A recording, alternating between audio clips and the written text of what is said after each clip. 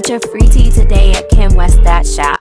All right, man. Link is at the top line of the description box. All right, man. So Fat Joe just jumped on his Instagram live to address Wendy Williams, and he took a couple of little blows at her. I'm going to let y'all be the judge. He also said some other things, so I'm going to play the video. Stick around for my commentary. I'm going to just go straight to what's on my mind. I don't know if you guys saw the Wendy Williams special yesterday. If you did, let me see some fire signs, please. If you saw Wendy Williams yesterday, throw the fire signs. DJ Rainbow, what's good? So a lot of shit, man. I got a lot of shit to talk about.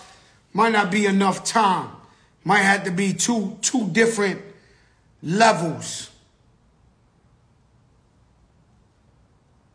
I see some fire. Well, if you haven't, yeah, definitely rewind the time. Shout out to Power to the Patients Fighting for the People. I'm going to Washington, D.C. the 5th. We got the Foo Fighters. Chuck D going to be there. He's trying to pass that law for you guys that'll help 100 million Americans. Got a call today from Madam Vice President. That's another conversation. Some people got bad karma. I got Kamala Harris. Now listen, I am Jay, what's good? Wendy Williams. I had nightmares last night. I watched it. I watched the whole thing. 1, 2, 3. Wendy Williams has said terrible things about me. At one time in my life, she would say whatever she wanted. You know, that's what she did. She invented the, the clout talk, where you talked and it was shock jock, and she talked shit about a lot of people, man. And so now we seen this documentary. When we didn't see the documentary and I talked to different artists about her, pretty much their perception was, yo, it's karma. Fuck her. She used to talk about everybody. Real talk. And before she got sick or whatever the case may be, I found a way in my heart, because Jesus forgave, to forgive Wendy Williams and become cool with her. Now, Joe, but you haven't forgiven her. If you never robbed me, if you never stole money, fuck my wife, my arch enemy, I could find a way to forgive you. I will forgive you. And so talk is cheap. So what they talking about and what she used to talk about didn't mean much to me. But there's some people that will take it to the grave. Now, it's one of the saddest things I ever seen, right? But what this means, though, right? Somebody who's so famous, somebody who built an empire, because Wendy Williams owned her own show. She had her own production company. In fact, this documentary is under her production company. Her son, Kevin Hunter Jr., was executive producer. Now, this show, documentary, it's all transparency. And so when you're an artist, when you're a public figure, when you're famous like that, our lives become of service to the people. Our lives become of service to the people. And I would figure that her family and Wendy wanted this aired so we could learn either from her mistakes or be in a similar situation or just learn periodly. So my mother, she caught cancer from smoking. My father caught emphysema. That's why I never smoked a cigarette in my life. My brother, we know he had drug problems. I never used drugs in my life. And so what happens is sometimes we got to see it to believe it. We got to see other people go through something so we can know we don't want that in our life. Or we don't want that to be a part of our life. And so, although that was ugly, it was a learning experience, at least for me.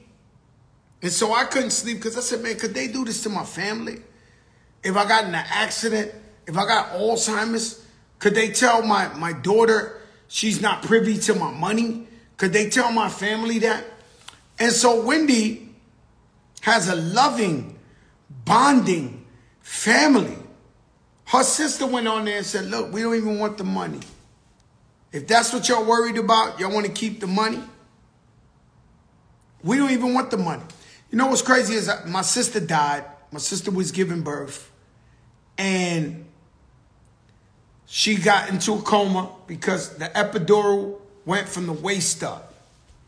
In the papers that the hospital gave us, they said they killed, K-I-L-L-E-D, my sister in the hospital while giving birth. It wasn't like it was a mistake. It wasn't like this. They said killed, right?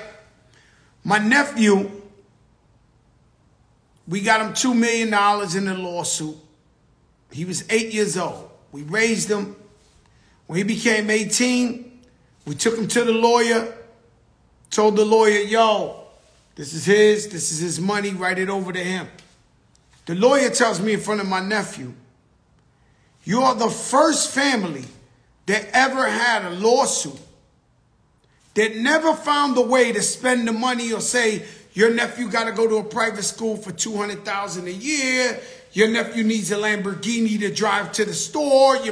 So what people do when they're in charge and they're custodians of money is they take advantage and they spend your money.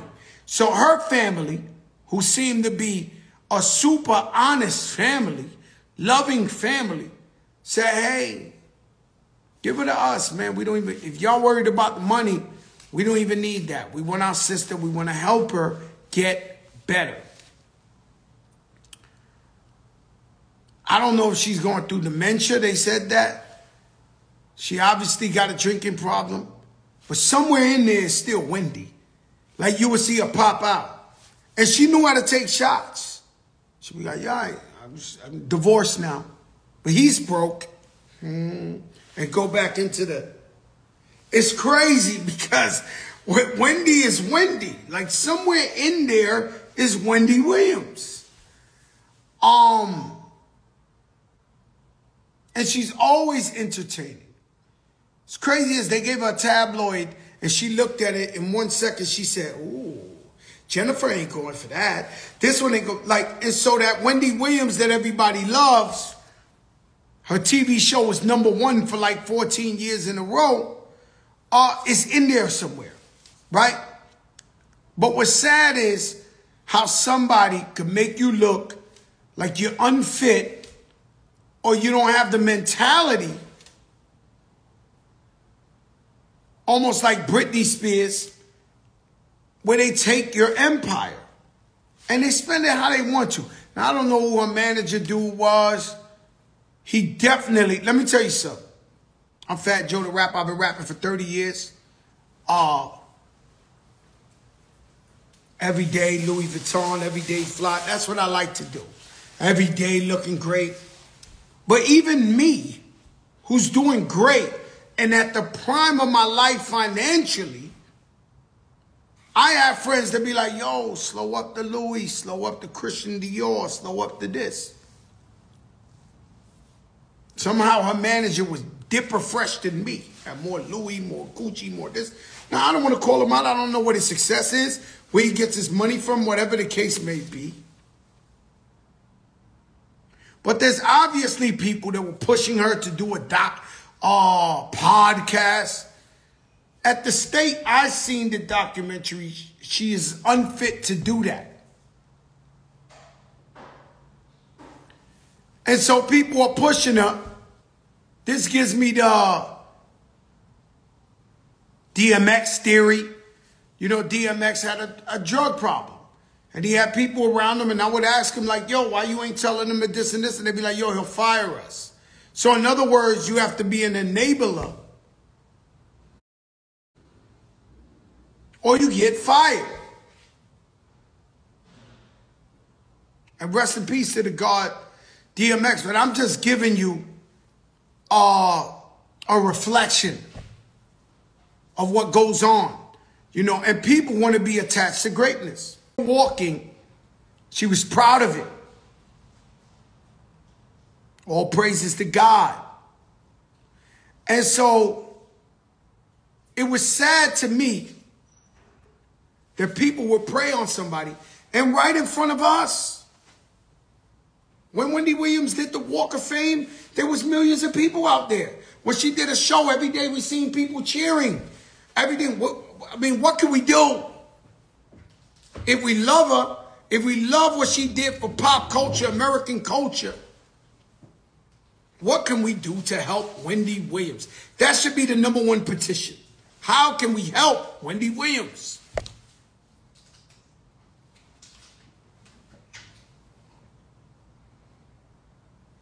And so, I see my man Beepo on there. Beepo, you probably was the first guy from Forest when I was just a kid. They had the first record. Well, they had other love books. But, you know, Beepo had this record called Shake Your Ladies, Ladies, Ladies, Sweet Ladies. Shake your body, girl, sweet ladies. He had a record on vinyl out. And so shout out Beepo, man. All these years later, man, I get to see you on Instagram, and it's amazing. But Wendy Williams definitely needs her family.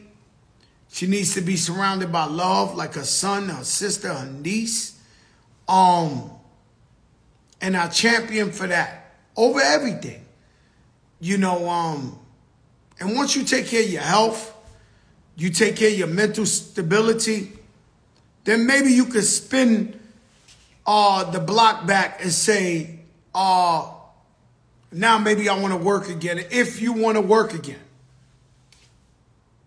And so that's what I think about the Wendy Williams. It was very sad to see her in that state. Sad to see that she had been taken advantage of. Sad to see that they could take perfect strangers and give them your money. That's scary. That's scary. All you got to be is a little unstable, and somebody can make it look like your mind ain't right, and now they running this shit. It's unbelievable, some of the things that happen right in our face, and there's nothing we can do about it. Chef Mark was good. Now, shout out to my sister Keisha Cole. You know her record, Love. Never knew what I was missing, but I knew when we start kissing. Somehow, I guess it's TikTok, but the record's #1 again. And the kids, I remember when we was in school, we would sing Whitney Houston's I Believe the Children Are the Future. Lead them well and let them lead the way. Show them all the beauty they possess inside. You know, now that's the song. So I'm just seeing viral clips of schools and kids and choirs and everybody singing.